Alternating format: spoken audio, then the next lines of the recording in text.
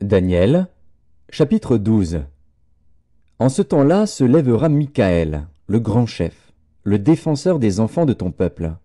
Et ce sera une époque de détresse, telle qu'il n'y en a point eu de semblable depuis que les nations existent jusqu'à cette époque.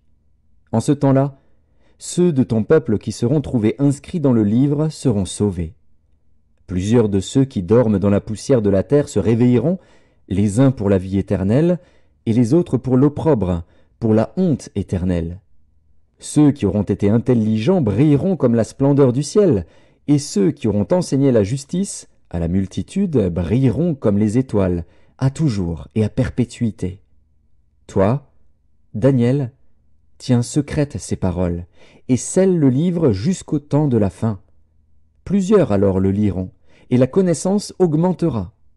Et moi, Daniel, je regardais, et voici, deux autres hommes se tenaient debout, l'un en deçà du bord du fleuve, et l'autre au-delà du bord du fleuve. L'un d'eux dit à l'homme vêtu de lin, qui se tenait au-dessus des eaux du fleuve, « Quand sera la fin de ces prodiges ?»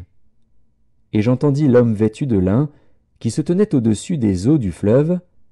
Il leva vers les cieux sa main droite et sa main gauche, et il jura par celui qui vit éternellement que ce sera dans un temps, des temps, et la moitié d'un temps, et que toutes ces choses finiront quand la force du peuple saint sera entièrement brisée. J'entendis, mais je ne compris pas, et je dis, « Mon Seigneur, quelle sera l'issue de ces choses ?» Il répondit, « Va, Daniel, car ces paroles seront tenues secrètes et scellées jusqu'au temps de la fin. Plusieurs seront purifiés, blanchis et épurés.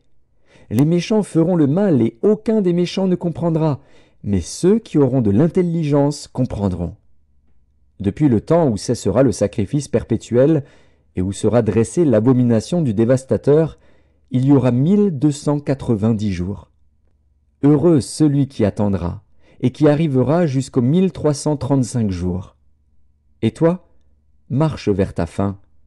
Tu te reposeras et tu seras debout pour ton héritage à la fin des jours.